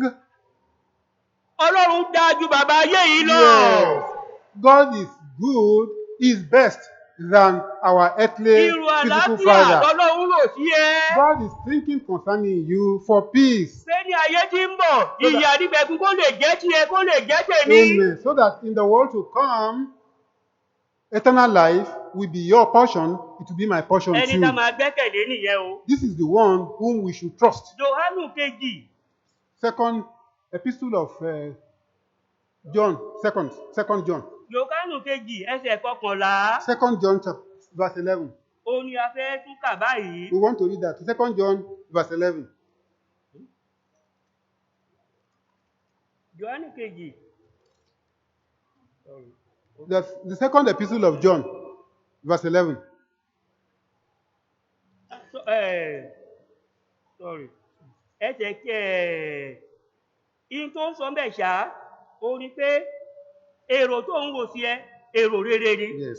What that portion is telling us is that God's thoughts concerning you are good. Èrò rere ni. Good thoughts. 3 John 2. 3 John 2 rather, sorry. The third epistle of John, verse 2. Nítorí olùfẹ́, èmi ń gbàdúrà pé nínú ohun gbogbo kí ó lè máa dára fún ọ. Amen. Kí ó sì máa wà ní àlàáfíà, kí ó sì máa wà ní ìlera. Amen. Àní bí ó ti dára fún ọkàn rẹ. Amen. The third epistle of John, verse 2. Beloved, I wish above all things that thou mayest prosper and be in health, even as thy soul prospereth. Ọlọ́run nìyẹn o. This is God Ó lóun gbàdúrà that is praying pé nínú ohun gbogbo that in all things, kí ó lè máa dára fún ọ. amen, that it should be well with you. Yóò dáa fún yín. It is going to be well with you. Pé kó lè máa dáa fún yín. That it must be well with Ìyẹn ò you. kí ń ṣèrò ayé. This is not the thought of people of the world. Èrò ayé ni pé kí ẹnì kejì kó máa lọlẹ̀ kí òun máa ga. Human nature in the world is that one's opponent should be going down while he or she excels. Kó dáa fún ẹ.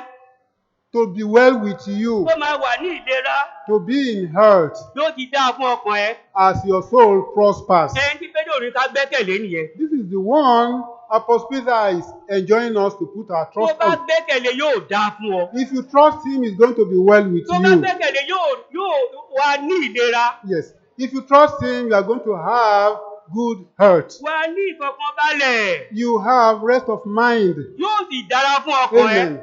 And it's going to be well with your soul. Òun nìkan ṣo náà ló lè ṣe é. He is the only one who can do it. Òun ló lè ṣe é. He is the only one who can do it. Yóò sì ṣe é. Amen. And he will do it. Ẹlòmíì wájú rẹ̀ kò mú nǹkan kan wá. Some people came to this gospel virtually nothing. Pẹ̀lú àkísà ló wá. They come in rags. Kò kàwé kò ká nǹkan kan. They came not educated, not having anything. Ìgbọ́n Ọlọ́run máa ń yí ìpín èèyàn padà. Yes. But God changes one's fortune. Kò kọ́ṣẹ́ kankan. Never learned any trades. Nínú ìrere yìí ló ti ń fojú sí iṣẹ́ ojoojúmọ́. Yes, it is this gospel that is he or she is spending for his daily living. Iṣẹ́ ojoojúmọ́ lọ́lọ́run fi bùkún ló di èèyàn ńlá. Yes, he was engaged in daily work, daily earning, with which God prospered him. Ọlọ́run nìyẹn. That's God. Kò sí tí ò lè ṣe. There is nothing he cannot do. Ó ní èrò ohun pé kó dáa fún ẹ. And that his thought towards you is that Kó you dáa fún ọkàn prosper, rẹ. that you should be well with your Kó soul, wà ní àlàáfíà. that you be in peace, Kó ní ìgbà kẹyìn àti ìrètí. to have an expected end and hope. Àwọn ẹni tó ní Jésù kò ní ìrètí ìgbà kẹyìn. The one who is devoid of Christ don't have any hope at the end of his or her Nígbà tó life. máa kú báyìí wàhálà dé bá wọn. When they face death, they are always in trouble. Nínú ayé ìpàápàá, kì í ṣe owó ló ń fún yàn ní ayọ̀. No. Kì í ṣe owó ló ń fọkàn yàn balẹ̀. No. Kì í ṣe owó ló ń fún yàn lálàáfíà. No, it is not money that gives one peace. Money does not guarantee peace. It does not guarantee happiness. It does not guarantee joy either. Wọn kì í lè sùn lọ́sàn-án, ò kì í lè sùn lóru. There are people who, though they are wealthy, they cannot sleep in the day or in the night. Ẹ̀jẹ̀ ríru ń gbà gbogbo. And hypertension is their portion all the Àlá day. burúkú ń gbà gbogbo. Bad dreams all the night. Eégún á máa lé wọn lóru, eléyà máa lé wọn lóru. They are pursued by masquerades in the night, in the day. Ọkàn ò balẹ̀. They don't have rest of mind. Ṣùgbọ́n a dúpẹ́ lọ́wọ́ Ọlọ́run. But thanks be to God. Ọjọ́ tó bá kúnlẹ̀ tí wọ́n gbàdúrà sí Jésù gbọ́kàn ọ̀la, àlàáfíà á wọnú ọkàn wọn. Yes, this caliber of people, on the very day they met the gospel, they kneel down, pray unto God, and they are saved. God changes their fortune. Wọ́n á sùn bí ọmọ titun, wọ́n á jí bí ọmọ titun. Yes, they sleep like a babe and they wake up like a babe. Ó lé ayọ̀, á wọnú ọkàn wọn lọ. Yes, and joy, fountain of joy, will be their portion. Ní Bíbélì àjùmọ̀ká wa láàárọ̀ yìí, ó ń sọ nípa àníyàn. The scripture reading this morning was telling us, or is telling us about anxiety. Iye ìrètí Mátíù orí kẹfà tá a kà yẹn. St. Matthew chapter 6, from where our scripture reading was taken. Láti ẹ̀dọ́gbọ̀n kẹ má ṣe ṣe àníyàn nítorí ẹ̀mí yín, ohun tí ẹ ó jẹ tàbí ohun tí ẹ ó mu, àti fún ara yín, ohun tí ẹ ó fi bora. Ẹ̀mí kò á ju oúnjẹ lọ, tàbí ara ní kò ju aṣọ lọ. St. Matthew chapter 6, verse 25. St. Matthew chapter 6, verse 25. Therefore I say unto you, take no thought for your life, what ye shall eat, or what ye shall drink, nor yet for your body, what ye shall put on. Is not the life more than meat, and the body than raiment? Bí a sáré bá sáré jù bẹ́ẹ̀ lọ, tá ò láòbò fọ́sọ́ fún Ọlọ́run, tọ́lọ́ ò bá fún wa, a ò lè ní. Tí a bá dẹ̀ fi gbogbo pàwá ni, a ò ní gbádùn ẹ̀. It matters not how busy you are up and down in search for fame, for fortune, or for wealth aside God. If God does not give one, one cannot have it. And if one seek for these things at the expense of his soul, running ahead of God, it occasions in remorse and trouble. Lóye ń sọ fún wa pé pẹ̀lú gbogbo àríyàn lẹ́sẹ̀ kẹtàlọ́gbọ̀n ẹ̀, ìyá rẹ̀ fi ìgbọ́ ọkàn kún ọjọ́ ayé wa. He's asking us in verse 27 that with all our preoccupation, with all our search, is it possible for us to add a cubit to our lifespan? Ọlọ́run tó ń tọ́jú ẹ̀yà tọ́jú wa. Yes. God who takes care of the bird is going to take care of us. Àkókò yìí, àníyàn ti gbọ́ kan ọyàn kan púpọ̀ jù. This time around, people are preoccupied with anxiety. A fẹ́ lówó, kò sáyè fún tọlọ́run mọ́, kò sáyè fún ìpàdé àdúrà mọ́, kò sáyè fún tíìmù mọ́. They want to amass wealth, they want to be wealthy financially, materially, and the like, so much so that there is no time for God, there's no time for the gospel, there's no time for teamwork in the vineyard of God. Tí o bá tẹ̀ ní owó náà, tọ́lọ́run bá dá ẹ̀dá ọ̀rọ̀ ayé ẹ, ṣé o lè dá ayé ìgbé? Tọ́lọ́run bá dá ẹ̀dá ọ̀rọ̀ ayé ẹ, ṣé o lè ṣètò ara ẹ pé kó fi Ọlọ́run sílẹ̀ kó máa wá káàkiri, kọ́lọ́run fi ẹ́ sílẹ̀ láàrin ìṣẹ́jú kan, o gbé agbẹ̀tọ́ ẹ̀jẹ̀ á kì ẹ́ mọ́lẹ̀, á fi ẹ́ làkàlàkà. Kọ́lọ́run jọ jẹ́ ká ronú. Ìbùkún Ọlọ́run ló mú nílà tí kì í fi làálàá kù. If you search for wealth, for fame, or fortune, at the expense of God, you eventually got these things, and God hands off the affairs of your life. Can you manage the affairs of your life? You cannot. If for a minute you have gotten this fortune, you have gotten the wealth, you have gotten the fame, and God hands off your affairs, can you do it? No, you can't do it. God has made us to understand that it is the Lord who makes rich without adding sorrow into it. It is God who can do it. And may God help us to repose our confidence in this God and trust Him absolutely. Ọlọ́run á bọ́ wa. God is going to feed us. Ọlọ́run á bọ́ wa. God is going to feed us. Ọlọ́run á pèrè fáìní wa. God is going to provide our needs. Ọkàn ọmọ Ọlọ́run balẹ̀. Yes, people of God are rest assured. Wọ́n ní EFCC wà. Kò sí tó kàn mí pẹ̀lú wọn. EFCC. Okay. Kò sí tó kàn mí pẹ̀lú wọn. Either they are in their place of employment, with the existence of economic and financial crime commission, they are not deterred. Àpòjọ wà rí èèyàn ńlá, wọ́n ní wọ́n sọ sí ẹ̀wọ̀n 50 ọdún. You see, Yóò kìí ṣèpín wa. No. Kìí ṣèpín ọmọ Ọlọ́run. No. Ọlọ́run làwa ń bá rìn. Yes. Ọlọ́run ni bàbá wa. Yeah. There are people who are highly placed, they are known socially, they are men of renown, but with the passage of time, they are caught for financial misconduct and they are sentenced to imprisonment, even lasting for 50 years. By the grace of God, this is not the lot of any child of God. This is not our lot as children of God. God is our sufficiency. He is going to sustain us. He is going to provide for us. Dábìdì, èmi ti wà léwe, èmi ti dàgbà, èmi ò rí ká kọ olódò sílẹ̀, tàbí kí ọmọ ẹ̀ kó máa ṣagbe oúnjẹ. David said he's been young, and before he passed on, he had become old, yet had he never seen the righteous forsaken, nor his seed begging bread. Ìjà máa jẹ Ọlọ́run á pèsè fún wa. Amen. God is going to provide what we are going to eat. Tá a bá gbé ẹkẹ̀lé Ọlọ́run, oúnjẹ á wá sọ́dọ̀ wa. Amen.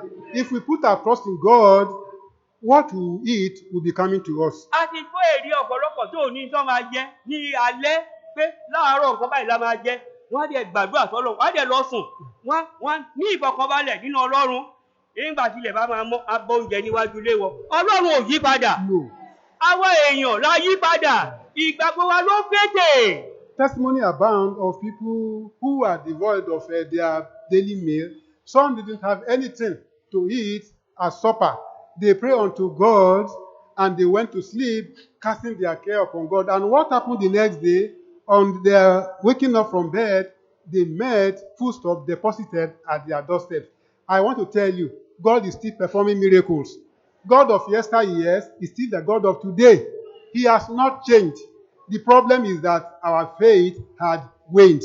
May God come to our rescue. Kí ló ń fa àníyàn? What brings about anxiety? Wàhálà ń fa àníyàn. Problems brings about anxiety. Ìpọ́njú ó ń fa àníyàn. Difficulties occasion anxieties. Àníyàn ó ń fa àníyàn. Needs, lack, wants occasion anxieties. Ó máa ń fa àníyàn. It results into anxieties. Ní ìwé wòlíì Àìsáyà orí 51. Isaiah chapter 49, Ẹsẹ̀ 14. verse 14. Ṣùgbọ́n Síónì wípé Olúwa ti kọ̀ mí sílẹ̀, Olúwa sì ti gbàgbé mi. Isaiah chapter 49, verse 14. But Zion said, the Lord has forsaken me, and my Lord had forgotten me. Síónì, Zion. ìlú Ọlọ́run ni. Zion in this context refers to the household of God. Irú àkókò báyìí ó máa ń dé sí ìgbésí ayé ènìyàn. Yes, this type of period usually with child of God come across it. Ó máa ń dé bá ọmọ Ọlọ́run. It comes to children of God too. Àkókò ìdánwò ni. It is a period of trial. Wá dẹ̀ gbàdúrà, wàhálà náà ò ní lọ.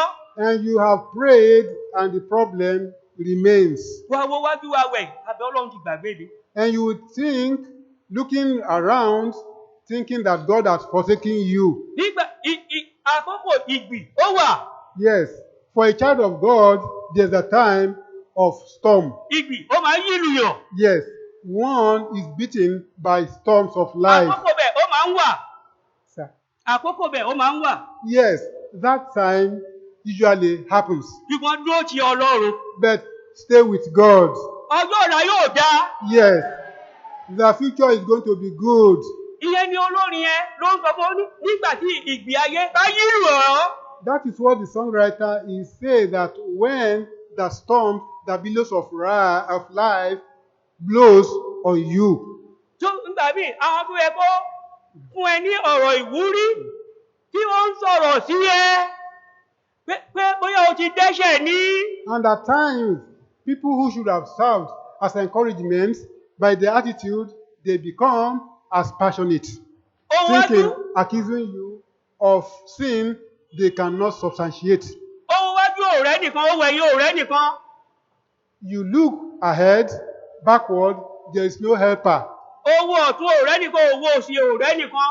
You look at the right hand side, at the left hand side, there are no helpers. Wó òkè. Yes, look up. Wó òkè. Look up. Ọlọ́run wà ńbẹ̀. Yes. Kò ní gbàgbé ẹ. Yes. God is there. Kò ní gbàgbé ẹ. Look up. Ó ní bàbá ẹ. Yes. Ó ní bàbá ẹ. Yes. In that situation, you have looked around, helpers are nowhere to be found. Look up. Look up to God. He's your Father. He's your Maker. Ọjọ́ ayọ̀ ń bọ̀. Amen. The day of joy is coming.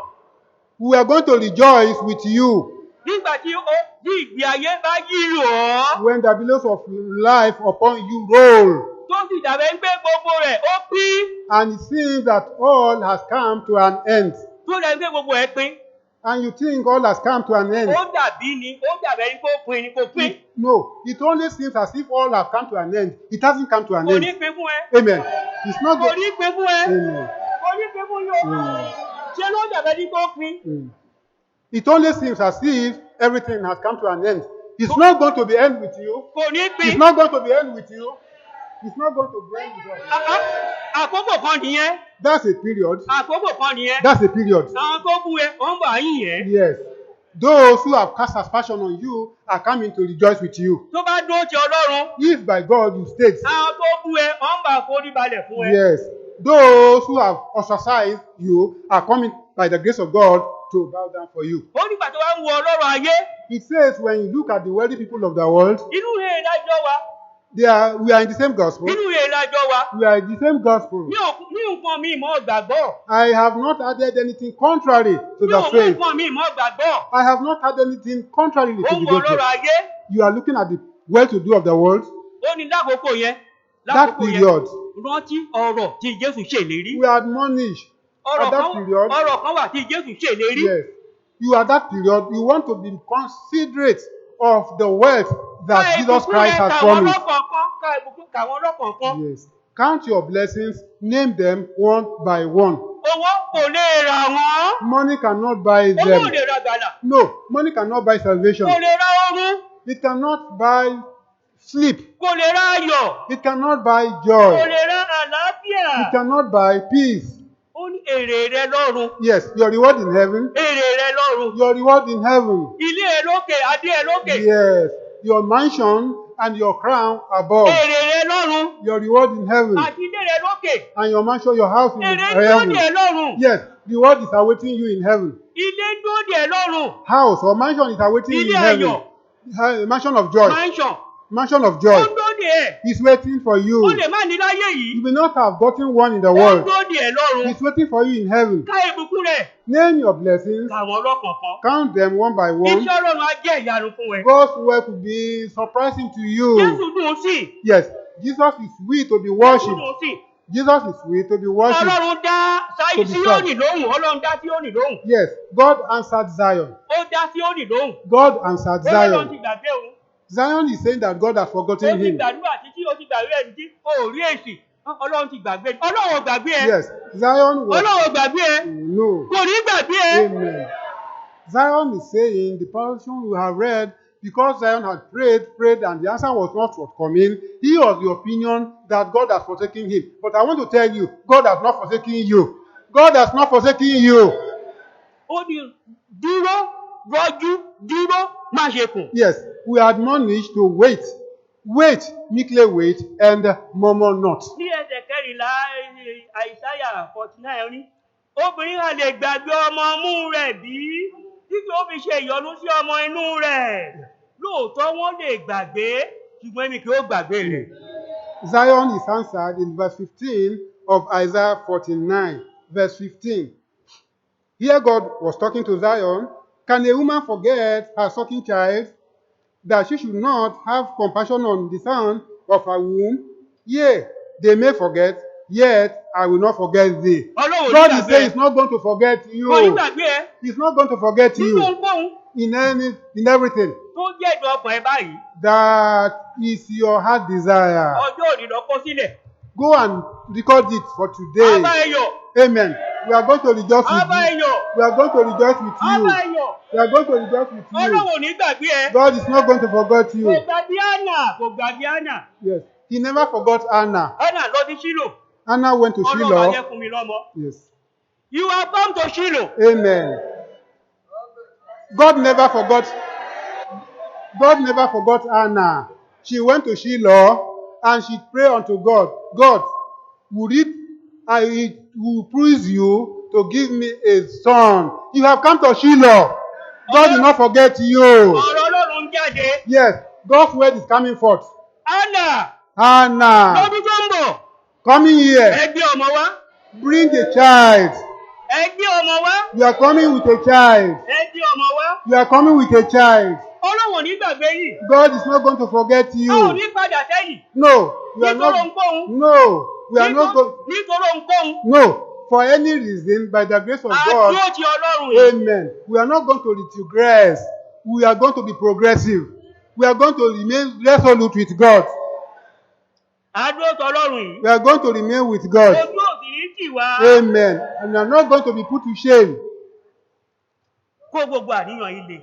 Cast your cares all Ká upon God. gbogbo àníyàn yìí le. Cast all your cares upon Ká Him. gbogbo àníyàn yìí le. Let us cast all our cares A ò upon gbọ́dọ̀ Him. kó lọ́dọ̀ Ọlọ́run tó lóhunkóhun. We must not leave God or relinquish His Nítorí fellowship for nítorí any òkèlè, reason. nítorí oúnjẹ, Because of a muzzle of bread, nítorí oúnjẹ, because of a muzzle of bread, nítorí ohunkóhun. because of anything. O ò gbọ́dọ̀ sọ ìgbàlà nù. No, you must not lose your O ò salvation. gbọ́dọ̀ ta ogún ìbí ẹ. You must not lose your birthright. Ésáù, Esau, nítorí oúnjẹ. because of a muzzle of bread, Kí logún ìbí jẹ́ fún mi? what is this birthright to me? Kí logún ìbí jẹ́ fún mi? What is this birthright to me? Ogún ìbí ẹni ìgbàlà ẹ̀. Yes, your birthright is your salvation. Nítorí ohunkóhun o ò gbọ́dọ̀ sọnù. Amen. For any reason, you must O ò gbọ́dọ̀ not. sọnù. You must not lose it, throw Ó it ta away. ogún ìbí ẹ nítorí oúnjẹ. He sold his birthright because of muzzle of Àkókò beef. dé tó láti mú lò. A time came when he needed it. Ó sunkún, He wept, ó sunkún. he cried. Kò sáàyè fún láti rí gbà mọ́. There was no room for repentance for him to Gbẹ́kẹ̀lé acquire it Ọlọ́run, again. gbẹ́kẹ̀lé Ọlọ́run. Trust in Má fi God. Ọlọ́run sílẹ̀. Don't leave God. Má fi Ọlọ́run sílẹ̀. Don't leave God. Nínú ìwé Rúùtù, In the book of Ruth, orí ìkíní, chapter 1, orí ìkíní, chapter 1, à ń wo àwọn kan ń bẹ̀ yẹn. we are looking at some people there. Ẹ wò láti ẹsẹ̀ kẹjọ. Chapter 1 from verse 8. Náhúmì sì wí fún àwọn aya ọmọ rẹ̀ méjèèjì pé ẹ lọ kí olúkúlùkù padà sí ilé ìyá rẹ̀ kí Olúwa kó ṣe rere fún yín gẹ́gẹ́ bẹ́ẹ̀ ti ṣe fún àwọn òkú àti fún mi láì kí Olúwa kó fún yín kí kẹ́yìn kó lè rí ìsinmi olúkúlùkù yín ní ilé ọkọ rẹ̀. Nígbà náà ni ó fi ẹnu kò wọ́n lẹ́nu, wọ́n sì gbé ohùn wọn sókè, wọ́n sì sọkún. The book of Ruth, chapter 1, verses 8 and 9. Ruth, chapter 1, verses 8 and 9. And Naomi said unto her 2 daughters-in-law, Go, return each of to her mother's house. The Lord deal with you as he have dealt with the dead and with me. 9. The Lord grant you that ye may find rest, each of you in the house of her husband. Then she kissed them, and they lifted up their voice and wept. Wọ́n ní ìpinnu láti bá lọ sí ilẹ̀ Ísírẹ́lì. They had determination to go with her to the land of Israel. Ìrìnàjò tá ń rìn, ìrìnàjò lọ sí ọ̀run rere ni. Yes, our pilgrim, our journey is a pilgrim to heaven. Ìrìnàjò lọ sí Kénáánì tọ̀run ni. It is a journey to Canaan shore. Ayé yìí kì í ṣe ilé wa. Yes, the world is not our permanent home. À ń lọ sí ilẹ̀ tó dára. We are going to a fair country. Ṣùgbọ́n ọ̀nà náà, ọ̀nà tó rọ́ ni. Yes, but the way that leads there is narrow and straight. Ọ̀nà tí ò gbẹ́ ní gbẹ̀ṣẹ̀ ní. It is a narrow way that does not tolerate Ṣùgbọ́n one ọ̀nà tó sin. dáa jù ni. Yes, but it's the best of all ways. Ọ̀nà ayọ̀ ni. It is a way of joy. Ọ̀nà àlàáfíà ni. It is a way of peace. Ọ̀nà ìbùkún ni. It is a way of blessing. Ó lórí sọ̀run rere báyìí ni. It will go straight to heaven. A ti ń bọ̀, ó ṣe díẹ̀. By the grace of God, we have been there for a while. Ọlọ́run á mú wa délé. Amen. God will take us home. A ò ní wo bòmí, Ọlọ́run á máa wò. Amen. We will not look at any other side or any other thing. God is going to be the object of Bó our bá bá wa focus. lọ, á dáa fún ẹ̀. Yes. And when He goes with us, He's going to be well with us. Ọ̀run rere á jẹ́ tiẹ̀. Yes. Heaven is going to be our portion. A gbé ìlú ọ̀run. We are going to get to heaven. Wọ́n ti wá káàbọ̀ lọ́run. We are going to be welcome in heaven. Wọ́n mú wa wọlé ilé ń dúró dè wá lọ́run. Amen. We are going to be ushered in. Mansion is awaiting us in Ilé heaven. ayọ̀. Yes. Mansion of joy. Ilé ayọ̀. Mansion of joy. Títí láé. Forever. Ṣùgbọ́n Ruth. obìnrin yìí, ó ń sọ fún Naomi, ó ń sọ fún àwọn aya ọmọ ẹ̀, tí ẹ bá bá mi lọ, ọkọ wọn ti kú, kò máa sí ọkọ tó máa fẹ́ yìí. Naomi was telling her daughter-in-laws, because their husband had been dead, should you go with me to the land of Israel? You have lost your husband now. There will be no husband to marry you. 14, wọ́n sì gbé wọn sókè, wọ́n sì sọ fún ó bá sì fi ẹnu kò ìyá ọkọ rẹ̀ lẹ́nu, ṣùgbọ́n Rúùtù fà mọ́. Ruth chapter 1 verse 14, and they lifted up their voice and wept again, and Orpah kissed her mother-in-law, but Ruth clave unto her. Ọ̀pọ̀lọpọ̀ la jọ ń bọ̀ látẹ̀yìnwá, wọ́n ti padà. Torí pa ayé yìí. Many have started this journey to heaven with us. Kọ́lọ́ ń bá dá ọ padà. Amen. But because of one thing or the other, they have backslidden. May God restore them. Àwọn tó ṣubú kọ́lọ́ ń bá gbé wọn dìde. And may God raise up those who had fallen. Ọjọ́ ìpinnu lọ́jọ́ ìní. Yes, today is a day of decision. Ọjọ́ ìpinnu lọ́jọ́ ìní. Today is a day of decision. Rúùtù rè ó bàrè. Here was Ruth and here was Orpah. Wọ́n jọ jáde ni. Yes, they both went forth. Wọ́n jọ jáde ni. They both went forth. Wọ́n sọ fún ọ pé tó bá máa tẹ̀lé mi, kò máa sọ́kọ̀. Yes, and two of them were told the truth. Naomi told them, should they follow her along, there will be no husband for them. Orpah ó padà. Orpah went back. Ó padà. Went back Nítorí ọkọ. because of husbands. Àwọn mélòó ló ti padà nítorí ọkọ?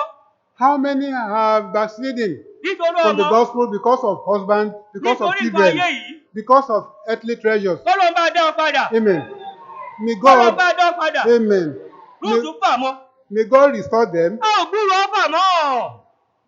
As many as have gone back, may God restore them. But Ruth clave unto her mother-in-law, and since then, nothing was heard again about A Orpah. ò gbúrò ọ fà mọ́. Nothing was heard again about Orpah. Kí a rí Orpah lọ́run. Would Orpah be found in heaven? Kí a rí Orpah lọ́run. Would Orpah be found in heaven? Rúùtù dúró. Ruth, by the grace of God, stood. Ó dúró. She stood.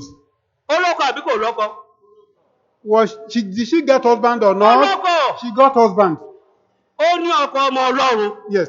She got a godly husband. Ó ní ọkọ ọmọ Ọlọ́run. She got a godly Ó husband. ní ọkọ olówó ọlọ́rọ̀. Yes, she got a husband that was wealthy. Nínú ìrere ìlọ́kọ ẹ wà. Yes, your husband is in this gospel. Nínú ìlọ́kọ ẹ wà. Your husband is in this gospel. Tí ò bá dìde ó ń bọ̀. Yes, if he hasn't come, he's coming. Nínú ìre ní ire ẹ wà. Your fortune are in this gospel. Your Tí ò bá successes, dìde ó ń bọ̀. yes, your successes, your breakthroughs are in this gospel. Àbá ẹyọ̀. If they have not come, they are going to be yours. And we are going to rejoice Ọjọ́ with òní, you. ọjọ́ ìpinnu ni. Yes, today is a day of decision. Jésù wò báyìí, ó lè pẹ̀lú ẹgbẹ́ lọ bí. Yes, Jesus Ṣé fẹ́ looked. padà bí? No. Ṣé fẹ́ padà bí? Yeah. Jesus looked at his followers one time and asked them, would you also go away? Would you want to go away? Ọ̀dọ̀ ta la ó lọ. And the answer was, to whom would they Ọ̀dọ̀ go? ta ló ò lọ. Well, to whom would you go? Ọ̀dọ̀ ta ló ò lọ. To whom would you go? Ìrere wo ló dàbí eléyìí? Which gospel is like this one we are in? Ibo ló ti lè rírú ìrere yìí? Where will you find the same gospel as this? Dúró ti Ọlọ́run. Stand alone with God. Dúró ti Ọlọ́run. Jésù Stand wà with, bí. yes. Stand with God, knowing fully Jesus is here. Agbára wà bí. There is power here. Bí tọ́lọ́ ò bá ṣe ń bì. Fílẹ̀. Whatever God does not do here, just leave your mind for Fílẹ̀. it. Leave it. Ọlọ́run á sọ ẹ̀sọ́ ẹ̀ fún ẹ. Amen. Ọlọ́run á sọ ẹ̀sọ́ ẹ̀ fún ẹ. Yes. God is going to reward you. Ọlọ́run á sọ In ẹ̀sọ́ ẹ̀ fún ẹ. God is going to reward you in place of it. Lónìí, Today, Ọlọ́run pè ẹ́. God is calling you. Gbẹ́kẹ̀lé. Trust in Him. Gbẹ́kẹ̀lé. Trust in Him. Gbẹ́kẹ̀lé. Trust, Gbẹ́kẹ̀lé Ọlọ́run. trust in God. Gbẹ́kẹ̀lé. Trust in Him. Trust in Him. Jesus will help you. Jesus will help you. Trust in Him. Trust in Him. Gbẹ́kẹ̀lé. Trust in Him.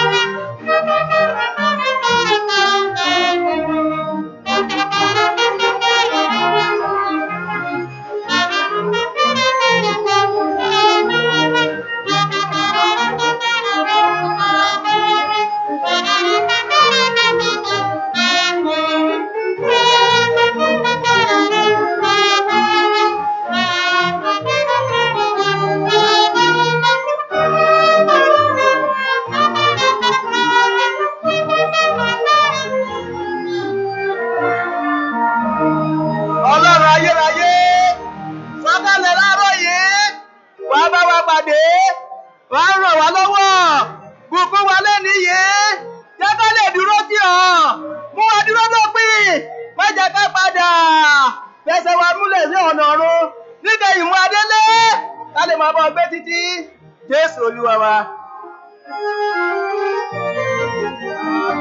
Jésù ó gbọ́ àdúrà ẹ̀ láàárọ̀ yìí o. Jésù fẹ́ gba ọkàn ẹ là. Jésù ó pèsè fún àìní ẹ. Jésù ti pèsè ìgbàlà. Ìgbàlà kúrò nínú ẹ̀ṣẹ̀. Ìwòsàn. Ohun rere gbogbo. Ní ti ẹ̀gbà láàárọ̀ yìí. Jésù ó dáhùn àdúrà ẹ. Amen. Amen. Jésù àrùn tó sọ́dọ̀ rẹ. Wọ́n fà ní ìlò.